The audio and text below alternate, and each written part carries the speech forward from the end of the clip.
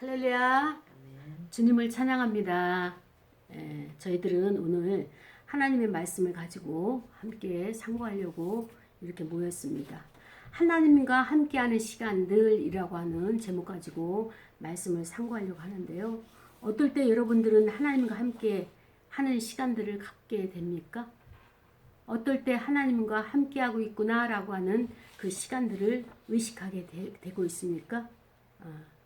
우리가 예배 드릴 때, 그 다음에 또 말씀을 묵상할 때, 또 그 다음에 큐티할 때, 그 다음에 또 기도할 때, 뭐 여러 가지가 나오게 되겠죠.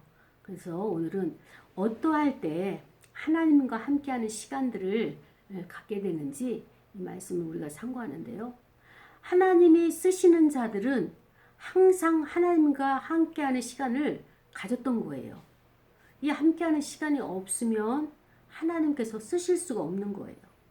그래서 하나님은 우리에게 내가 너를 지명하여 불렀나니 너는 내 것이다 말씀하시면서 기다려 주시는 거예요. 어떻게 기다리느냐? 그냥 잠잠히 가만히 계시는 것이 아니라 하나님이 인도하시는 푸른 초장과 쉴만한 물가로 인도하시는데요. 그 푸른 초장은 어떤 것이 푸른 초장이냐? 우리가 양식을 먹어야 될 때 먹는 것이 푸른 초장이에요. 쉴만한 물것은 어떤 것이 쉴만한 물가냐? 하나님과 더불어서 이 말씀을 되새김질할 수 있는 그 시간들이 우리에게는 푸른 초장이고 쉴만한 물가가 되는 것이죠. 이런 시간을 우리가 갖지 않는다면, 하나님과 함께하는 시간이 없다면 하나님은 우리를 쓰실 수가 없는 거예요. 성경에서도 그 하나님의 위대한 선지자들이나 이렇게 하나님께 쓰시는 주의 정도를 보게 되면 주님도 마찬가지고 그리스도도 마찬가지고 선지자들도 마찬가지고 하나님과 이런 시간들을 함께 하고 있습니다. 근데 중요한 것은 무엇이냐? 하나님이 명령을 하셨는데 내가 순종하지 못한다? 그거 참 안타까운 일이죠. 근데 하나님이 지금 나를 부르시고 계시는지 이것도 알지 못한다? 더 안타까운 일이에요. 하나님께서 지금 내가 너에게 지시할 땅으로 가라 말씀하셨는데 못 듣고 있는 거예요. 그러면 어디로 가야 될까요? 어느 방향으로 가야 될까요? 이거야말로 참 답답한 일입니다. 이런 사람을 하나님이 쓰실 수 있을까요? 하나님은 우리에게 왜 함께 하자고 하는 거 하면은 하나님과 우리는 같은 동역자라는 이 관계로 우리를 초대하시는 겁니다. 그래서 하나님과 나와 동역자 관계로 초대하는데 손발이 이렇게 맞아야 되는데 내가 하나님의 의도를 모르고 있어요.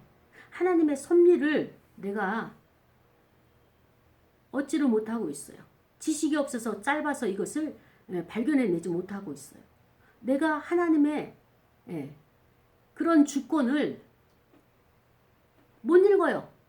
내가 공부를 안 해서 하나님을 알지 못했기 때문에, 체험하지 못했기 때문에, 그래서 우리는 그 시간들 속에서 하나님이 어떤 분이시다, 하나님의 성품이 이러하시고 하나님은 그 섭리 가운데서 하나님의 주권을 가지고 일하고 계시는 분이다 라고 하는 그 하나님은 절대적으로 하나님의 주권을 포기하지 아니하시고 섭리를 부인하지 아니하시면서 그 뜻대로 행하시는 분이다 라고 하는 하나님의 성품을 우리가 인정하지 않고는, 그것을 내가 받아들이지 않고는 하나님과 동행할 수가 없는 것이죠.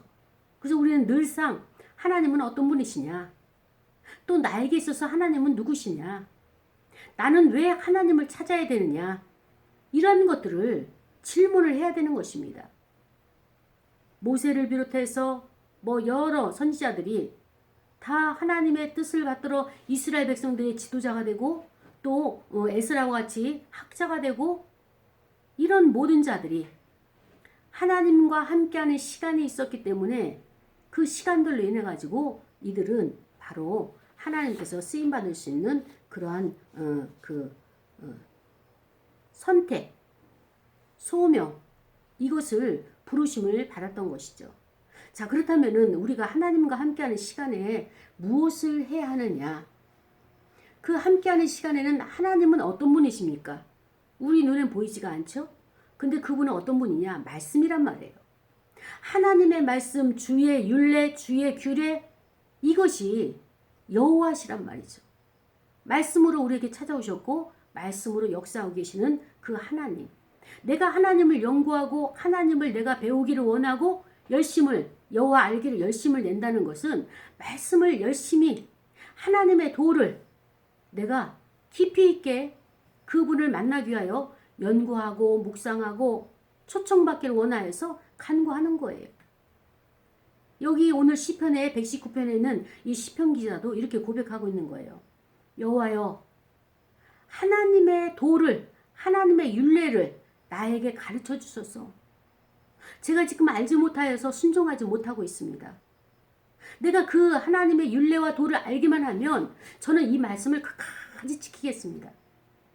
오늘날에야 기록된 성경이 있기 때문에 얼마나 우리가 자주 말씀을 접할 수 있으며 그 다음에 또 오늘날에야 우리가 얼마나 많은 하나님의 말씀을 풍성하게 읽을 수 있고 먹을 수 있습니까? 근데 이 시편의 구약에 있는 시편 기자는 당시만 하더라도 하나님의 말씀을 받기를 원하고 읽기를 원하고 공부하기를 원하고 알기를 원한다면은 파피루스 종이에 적은 그 성경책이 귀했던 거예요. 말씀을 구할 수가 없었던 거예요. 한 선지자가 와서 말씀을 전할 때 그것을 꿀송이보다 더 달게 그 말씀을 받아들이면서 그 말씀을 붙잡고 평생을 살아가는 거죠. 그래서 이 기자도 하나님의 율법, 하나님의 도를 내게 가르쳐 주기만 하면 제가 끝까지 지키겠습니다. 오늘날 저와 여러분 어떻습니까? 말씀의 홍수 속에 살아갔지만 이 홍수는 홍수가 나가지고 물은 많지만 마실 물이 없는 것처럼 지금 우리에게는 말씀이 자유롭게 다가가고 말씀을 내가 어때요?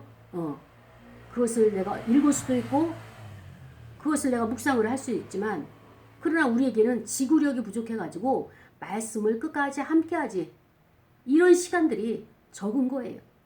그때 이 기자가 말하기를 나로 하여금 그 말씀이 깨달아지게 하소서. 깨닫게 해주소서. 내가 주의 법을 준행하며 그 말씀이 깨달아진 것을 전심으로 순전하게 진심으로 지키겠습니다. 정말로 너무나 그 간절함이 이렇게 하나님 앞에 기도를 올려드린 것을 보게 되는데 아마 이 시편 기자는 이랬을 거예요. 내가 인생에 실패한 것은 주의 법이 없기 때문에 주의 법을 몰라서 내가 준행하지 못하고 실천하지 못하여서 나는 지금 실패의 자리에 있습니다. 왜냐면은 하나님의 말씀을 알지 못하는 것이 무지이기 때문에 이 무지가 실패의 근원이기 때문에 내가 이제까지 깨달은 것은 말씀이 없어서 내가 실족했습니다.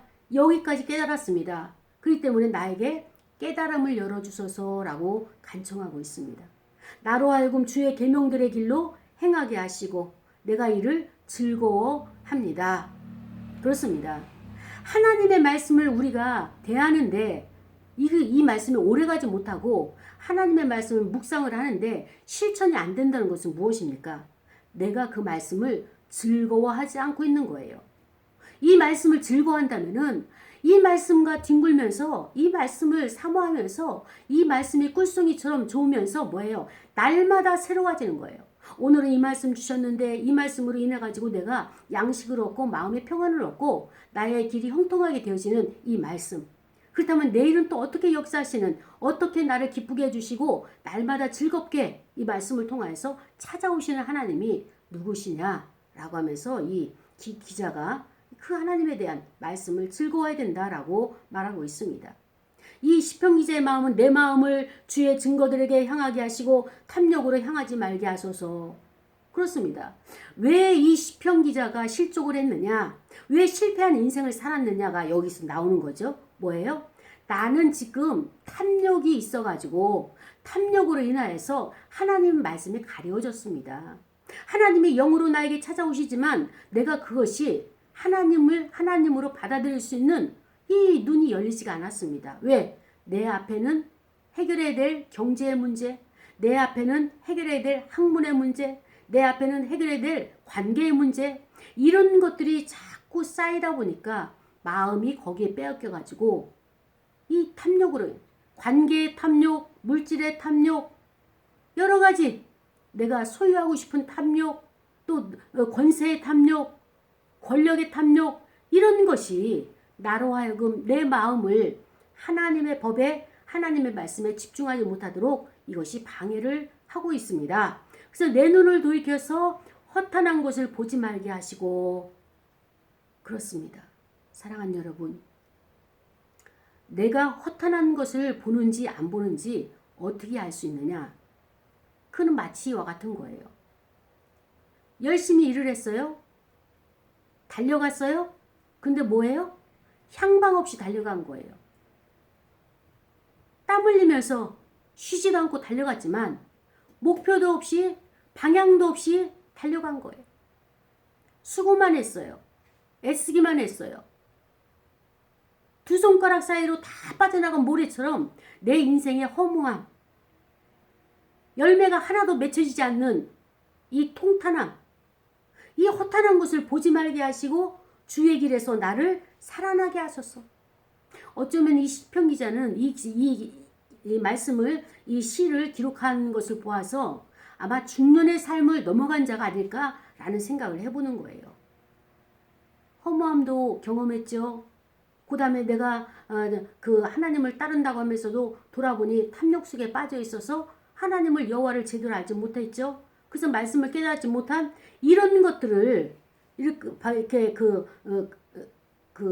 회개하는 마음으로 하나님 앞에 기도하는 것을 봐서 그릇되고 덧없는 것이, 그 다음에 또 자기의 욕구를, 세상의 권력과 부와 그 다음에 명예와 이런 영화를 쫓았던 자기의 모습을 이렇게 점검하면서 기도하는 것을 보아서 이분은 아마 중년의 이상의 그런 시간을 보내고 이 시를 쓰지 않았을까라는 생각을 해보게 되는 것입니다. 그렇습니다. 주를 경외하게 하는 주의 말씀을 주의 종에게 세우소서. 말씀이 나를 세워가야 되는 거예요. 말씀이 내 안에 있어서 파수꾼의 역할을 감당해서 해야 될 것과 하지 말아야 될 것, 가라와 가지 말라. 이 명령에 대해서 우리가 분별을 하게 되는 것입니다. 근데 분별할 수 있는 그 정경, 잣대는 하나님의 말씀, 주의 말씀이에요. 그래서 그 말씀으로 나를 세우셔서, 그렇다면 내가 이제 허탄한 것에 뜻을 두지도 않을 거고 덧없는 것에 내가 매이지도 않을 것이고, 그러면서 말씀이 나를 이끌어갈 것입니다. 그래서 내가 두려워하는 비방을 내게서 떠나게 하소서. 주의 규례들은 선하심입니다. 하나님의 율법을 지키는 것을 사람들이 나보고 조롱하고 있는 거예요. 저 사람은 여호와를, 저 사람은 예수쟁이야, 저 사람은 크리스찬이야, 저 사람은 기독교야, 이러면서 나를 비하시키고 나에게 비난을 하고 있습니다.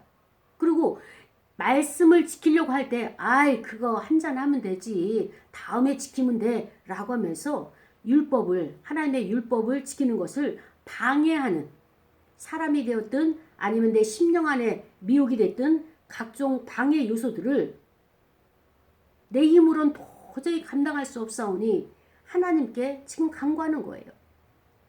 내가 두려워하는 것이 있습니다. 그것은 사람들이 나를 비방하는 것입니다. 뒤에서 나를 회방하는 것입니다. 나에게 음모를 만들어내고 나에게 뒤에서 나를 협박하는 것입니다. 이러면서 내게서 그러한 자들이 떠날 수 있도록 하나님 도와달라고. 그 얘기는 뭐냐면 주의 규례들은 선하시기 때문에, 의로우시기 때문에 하나님의 말씀의 규례들이 내가 그걸 지키게 되면 내가 거기와 연합하지 않고 그것은 나에게 어떤 해를 주지 않기 때문에 말씀의 법을, 말씀의 규례들을 지킬 수 있도록 깨달음을 주시고 가르쳐 주셔서 끝까지 지키겠습니다 라고 하는 그런 고백이 되는 것이죠. 그러면서 이 시편 기자는 내가 주의 법도들을 사모하였사오니 주의 의로 나를 살아나게 하소서. 자신의 신앙 상태를 점검해 보니까 산자다녀 죽은 자다녀 그 중간쯤 되는 모양이죠. 나는 지금 하나님의 말씀을 사모합니다. 말씀의 법이 없으면 내가 살아갈 수가 없사오니 내가 이 말씀을 그래서 사모합니다. 내가 사모하니까 하나님의 선하심으로, 하나님의 의로우심으로 나를 소생시켜 주옵소서. 나를 살려 주옵소서. 나를 어때요? 살아나게 하소서. 이 얘기는 뭐냐면은 소극적인 측면에서 말한다면 내 안에 있는 악을 나 자신에게서 제거해 주시옵소서, 내 죄를 용서해 주시옵소서, 이런 표현이 된다면, 또 적극적인 면에서는 무엇입니까? 죄를 보기 전에 내가 하나님의 의에 동참할 수 있도록 하나님의 의의 빛을, 하나님의 선함을 먼저 보는 눈이 있게 하옵소서, 이렇게 기도하고 있는 것입니다. 그렇습니다. 사랑하는 여러분, 저와 여러분은 하나님의 은혜의 씨를 받아야 되는 거예요. 그 하나님의 은혜의 씨를 받는다는 것은 어떤 의미를 말하고 있는가 하면요, 이렇습니다.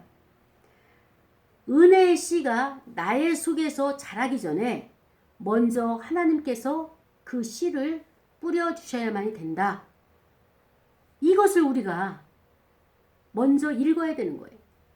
우리가 무거운 짐을 내려놓기 위해서는 어떻게 되느냐? 내려놓는 게 중요한 것이 아니라 그 전에 예수를 바라봐야 되는, 바라보아야만 하는, 이것이 먼저 있어야 된다는 것이죠. 그래서 하나님께서 하나님의 말씀으로 우리를 인도하시고 우리 앞서가셔서 굽은 길을 곧게 하시고 어두운 골짜기마다 주의 지팡이와 막대기로 우리를 보호하시고 훈련시켜 주셔야지만이 우리가 하나님의 뜻을 준행할 수 있습니다. 라고 이렇게 절절한 자기의 고백이 나오게 되고 있습니다. 그렇습니다. 성도들로 하여금 하나님의 말씀을 깨닫게 하실 이도 하나님이시오. 내가 열심을 내고 내가 충성을 다하고 어떻게 기도하고 하루에 통성기도, 그 다음에 성경 통독, 이것이 아니라 이 시편 기자의 신앙의 태도가 이겁니다. 성도로 하여금, 우리로 하여금 하나님의 말씀을 깨닫게 하시리도 하나님이십니다. 우리는 무지몽매하고 어리석습니다. 이 능력도 하나님에게 있습니다. 또 그것을, 말씀을 실행하게 하실 리도 하나님이심을 지금 염두에 두고 기도를 하고 있는 거예요. 그 기도가 지금 나와 있죠. 첫 번째로 하나님의 율법을 실행하기 위해서는 어떻게 됐냐? 먼저 우리에게는 깨달음이 있어야 됩니다. 알아차림, 내 마음의 상태를 알아차림, 내 안에 역사하시는 하나님이 움직이시는 것을 알아차림하는 그 깨달음이 있어야 되는 거예요. 그리고 두 번째는 무엇입니까? 율법, 하나님의 말씀을 실행하면은 반드시 일시적이거나 어쩌다 하거나 이따금씩 하는 것이 아니라 끝까지 계속해서 끝까지 가는 이 실행이 귀하다는 것을 지금 이 시편 기자는 터득을 한 거죠. 그러면서 율법을 행동으로 옮기는 데 있어서 외식적 행위는 오히려 자기 자신에게 가증한 것이고 하나님 앞에도 가증스러운 것이니까 이 말씀을 행동으로 순종하려면 어떻게 되느냐? 전심으로 해야 된다. 진실하게 해야 된다는 거예요. 그리고 이 시편 기자는 세 번째 무엇을 말합니까? 율법을 행하기 원하는 동기가 무엇이냐? 왜 예수를 믿느냐? 왜 하나님 앞에 예배를 하느냐? 그 동기, 근원이 무엇이냐? 근본이 무엇이냐? 우리는 복받기 위해서, 나의 지금 현재 문제를 해결하기 위해서, 구원받기 위해서, 천국 가기 위해서, 그것을 이 시편 기자가 내가 하나님의 율법을 행하기 원하는 동기는 나는 그 율법을, 하나님의 말씀을 즐거워하는 까닭입니다. 이렇게까지 고백하는 걸 봐서 이분은 굉장히 신앙의 차원이 높은 분이에요. 우리가 왜 예배를 합니까? 왜 하나님을 찾습니까? 하나님의 이름을 높이기 위해서, 하나님을 영화롭게 하기 위해서, 하나님 앞에 영광 돌리기 위해서 이러한 예배, 말씀을 순종합니다라고 하는 이 신앙 고백이 우리의 생활에서 우리도 나와야 되겠죠. 그렇습니다. 네 번째로는 예수님의 율법을 행하려면, 이 말씀을 순종하려면 어떻게 해야 되느냐? 마음이 분산되면 안 돼요. 근데 우리가 가장 많이 분산되는 그 분야가 어디냐? 재리, 재물, 탐심, 여기에서 떠나야 된다는 거예요. 탐심에서 허탄한 세상에 마음을 붙이지 말아야 되는데 이 탐심에 매이게 되면 허탄한 곳에 뜻을 두게 된다. 그렇기 때문에 여기에 주의를 해야 된다라고 이 시편 기자가 알려주고 있는 거죠. 다섯 번째로 주님의 율법은 무엇입니까? 순종하는 데 있어서 천편일률적으로 굳세게 계속적으로 갈 수는 없지만 우리가 수시로 요동하는 것, 마음의 요동함과 흔들림에 있어서 이거를 내가 확고히 이 마음을 어때요? 집중하면서 전심전력하는 말씀에 순종함에 있어서 변덕 없이 우리가 이 길을 가야 된다라고 이렇게 말해주고 있습니다. 그리고 여섯 번째로는 악인들의 회방을 당하기까지 말씀을 순종할 터인데 그 회방을 떠나가게 해주시기를 간구하고 있다는 거예요. 말씀대로 살게 되면 반드시 어둠과 흑암의 권세가 주변 사람을 통하여서 환경을 통하여서 우리를 공격한다는 거예요. 예배드리지 못할 상황이 만들어지고 말씀을 보지 못할 다급함이 있고 분주함들이 있어서 또 사람들의 핍박과 그 다음에 사람들의 회방이 있기 때문에 그래서 악인들의 회방을 당하기까지 어때요? 내가 순종하겠습니다. 말씀을 순종하겠습니다. 그러나 그 악인들은 하나님이 담당해 주십시오. 내가 그들과 싸울 수 없습니다. 그들을 대적할 수가 없습니다. 그들은 나의 원수이지만 내가 대적할 원수는 아니고 하나님께서 그들을 떠나가게 그 모든 환경을 조성시켜 주옵소서라고 이렇게 기도를 하고 있죠. 그래서 일곱 번째는 무엇입니까? 말씀에 순종함에 있어서 억지로 하지 않게 하소서. 자원하는 심령으로 기쁨으로 하게 하시되 율법에서 소송케 되어 하나님의 의에서 소송케 되어 말씀에서 소송케 되어서 순종하기를 원합니다. 내가 믿음이 있어야 순종하죠. 하나님. 믿음이 없는데 어떻게 순종합니까? 그렇다면 하나님의 그 선하신 이 말씀이 나를 성장시켜 주소서. 내가 발전하고 성장하고 성숙해져야지만이 이 말씀을 순종할 힘이 있습니다. 그렇기 때문에 나를 먼저 성숙을 시켜주소서라고 하는 기도가 되겠죠. 그래서 주의 말씀으로 생명을 얻어 기쁨으로 순종하기를 원합니다. 이 기도가 되는 거죠. 우리 안에 하나님이 주신 생명이 없이는 이 말씀을 말씀으로 받아들일 수가 없는 거예요. 내 안에 하나님이 주신 성령의 역사심이 없이는 이 말씀을 하나님의 말씀을 내가 거기에서 기쁨을 얻어내지 못한다는 거예요. 그렇기 때문에 하나님의 말씀은 살아있고 운동력이 있어 좌우의 어떤 날쌘검보다도 예리하여 관절과 골수와 이 모든 것을 찔러 쪼개기까지 한다고 혼과 이 모든 것을 찔러 쪼개기까지 한다고 말씀하신 사도 바울의 고백처럼 우리도 이 말씀으로 인해 가지고 생명을 얻어야지 살고 그 생명으로 인하여서 기쁨을 얻게 되는 것입니다. 시편 기자는 이 말씀이 얼마나 중요하고 이 말씀을 통하여서 하나님이 나에게 어떻게 이끌어 가시는지를 보았습니다. 선지자들도 주의 종들도 준비된 자들도 어디서 이것을 하나님 앞에 쓰임받느냐? 말씀을 끝까지 지키고 말씀을 끝까지 따르면서 하나님의 말씀에 의해서 움직이고 행동하고 순종하는 여기에서 이 단계에서만 끝나는 것이 아니라 우리 이제 더 성숙한 자로서 말씀이 좋아져야 돼요. 말씀이 그냥 새로워지고 그 기대가 되고 마음에 설레임이 있고 날마다 이 말씀을 대할 때 오늘은 어떤 말씀으로 나에게 찾아오셨나요?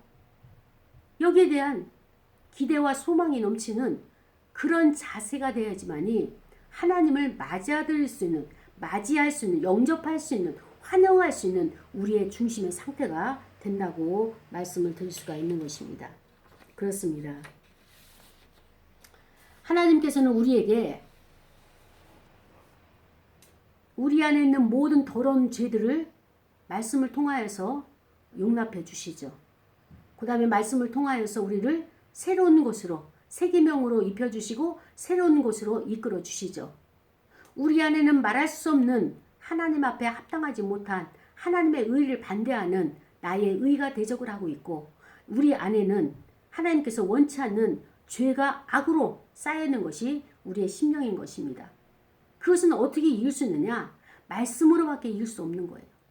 말씀이 내 안에서 파수꾼으로서 대적을 해야 되는 거예요. 그걸 몰아내야 되는 거예요. 근데 내가 힘으로 몰아내는 것이 아니라 그 말씀이 내 안에서 의로 나타나기만 하면 의가 된다면 빛이 된다면 어둠은 떠나가게 되는 것입니다.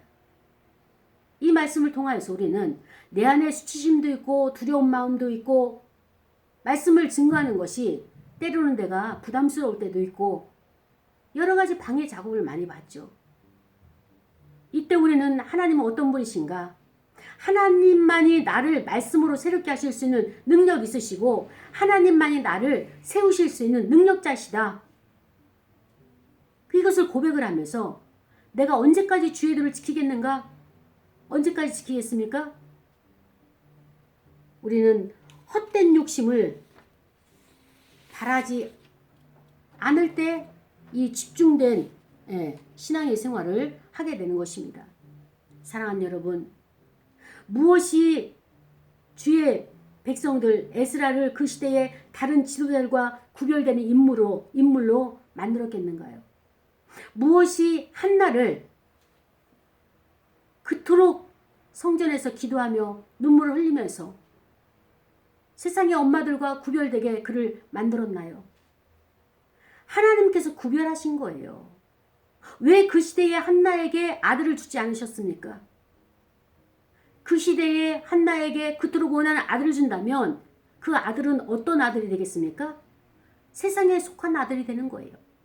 엘리와 홈리아스와 같은 똑같은 아들이 되는 거예요. 하나님께서 그래서 그것을 지연시켰어요. 하나님이 하시는 일은 당장에 이루어지지 않을 수도 있어요. 하나님의 일은 지연하면 지연할수록 나중에 돌아보면 엄청나게 하나님이 완전하게 그 일을 퍼펙트하게 만들기 위해서 지연시키는 이런 것들을 하고 계시는데 사랑하는 여러분, 저와 여러분 안에 저와 여러분의 모든 생활 가운데 이렇게 지연되는 부분이 있습니까? 나는 갈급하고 사모하고 하나님께서 여기서 함께하길 원하고 이 문제를 해결받길 원하는 마음의 소원이 있습니까? 그것이 더디 이루어진다고 낭망하지 마시고 낙심하지 마시고 하나님이 지원하실 때는 세상의 사람들이 깜짝 놀랄 만한 그런 엄청난 것으로 그것을 완성시키실 것입니다. 이걸 믿으셔야 되는 거예요. 이걸 하나님을 신뢰하는 믿음만 있을 때 이것이 완성을 시키는 그 일에 동참할 수 있는 것입니다. 한나는 하나님께서 아기를 가지지 못하여서 눈물 짓는 그 한나에게 사무엘을 주셨습니다. 그 이후에 많은 자녀를 더 주셨죠. 근데 하나님께서 그를 딜레이 시키고 지연시킨 이유가 무엇입니까? 이 시대에 속한 아들, 이 시대에 속한 그런 지도자가 아니라 하나님만이 쓰실 수 있는 그 지도자를 만들기 위해서 그 원할 때에 세상 사람들이 기다릴 때에 그 아들을 주지 아니하시고 하나님께서 세상의 사람들이 다 포기하고 한나가 포기했을 때 하나님이 하셨습니다라고 하는 그 시점에서 그 사무엘을 주시게 된 거예요. 그 시대가 사무엘을 원할 때에 그 때를 하나님이 아셨기 때문에 거기에 시간을 맞추셨고 그래서 하나님의 때를 그곳으로 이끌어내신 것이죠. 사랑하는 여러분, 여러분의 어려운 문제들 그것이 잘 되어지지 않다 할지라도 지금 우리는 말씀을 붙잡고 지금 잠잠히 그 앞에 엎드려야 되는 거예요. 내가 말씀의 율법을 잘 지키지 못한다고 낭망하지 말고요. 저와 여러분은 연약해요. 부족해요. 어리석어요. 이거 인정해야 됩니다. 나는 말씀을 지킬 법도 없고요. 말씀을 지킬 힘도 없고요. 그렇기 때문에 하나님의 나에게 내가 나의 뜻과 의지가 부족해서 말씀을 못 지킨다라고 이게 고백하는 것도 들으시겠지만 하나님의 말씀을 열어주셔서 이해를 시켜서 깨닫게 해주셔서 지혜가 부족한 나를 지혜를 주셔야 돼요. 그래서 그 말씀을 들을 수 있는 귀가 열리고 눈이 열려가지고 그래서 우리가 헛된 욕심에 빠지지 않도록 이 말씀을 하나님께서 먼저 우리에게 찾아오셔야 되는 것입니다. 그래서 이제 이 시편 기자도 여호와여 주의 율례의 도를 내게 가르쳐 주소서. 성도가 나아갈 길이 이거예요. 성도에 나갈 길은 하나님께서 반드시 한 단계 한 단계 계시를 해 주십니다. 이 길이 바로 생명의 길이고 이 길이 바로 우리에게 소망이 되는 길이죠. 사랑하는 여러분, 그 길을 마지막에 누가 했느냐? 바로 예수 그리스도가 계시는 거예요. 그리스도는 우리가 가는 길에 양의 문이면서 어떻습니까? 목표점인 거예요. 우리의 인격이 그리스도화되는 작은 예수가 되는 거기에 우리의 목표점이 있어야 되는 것입니다. 내가 사는 것이 아니라 내 안에 그리스도가 사는 이 삶을 우리가 살아내야 되는 것, 내 힘으로 안 되죠. 이제까지 실패한 자 아닙니까? 그래서 이건 전적으로 우리가 그리스도를 의지하고 성령의 도우심이 있어야지만이 우리가 그 동참할 수 있고 그 차원의 신앙으로 우리가 나갈 수 있게 되는 것입니다. 그래서 우리는 이 시간에 기도할 거예요. 그리스도 예수 안에서 하나님이 위에서 부르신 그 부름, 즐거운 길, 그 첩경, 바른 길, 이 길을 내가 끝까지 지키리이다 고백한 이 시편 기자처럼 끝까지 견디는 자는 구원을 얻을 것이다. 그래서 우리가 견고하고 흔들리지 말며 항상 주의 일에 더욱 힘쓰는 자가 되어야 한다는 사도 바울처럼 우리도 기도할 거예요. 하나님, 나로 하여금 행케 하소서. 나로 하여금 따르게 하소서. 나로 하여금 이것을 준행하게 하소서. 허탄한 것을 보지 아니하고 끝까지 승리할 수 있게 하시고 두려워하는 것을 버리고 비방과 해방을 다 버리고 오직 말씀만 사모하여서 이제는 승리하는 인생으로 살아갈 수 있게 하옵소서. 우리 말씀을 생각하면서 다 같이 통성으로 기도하시겠습니다.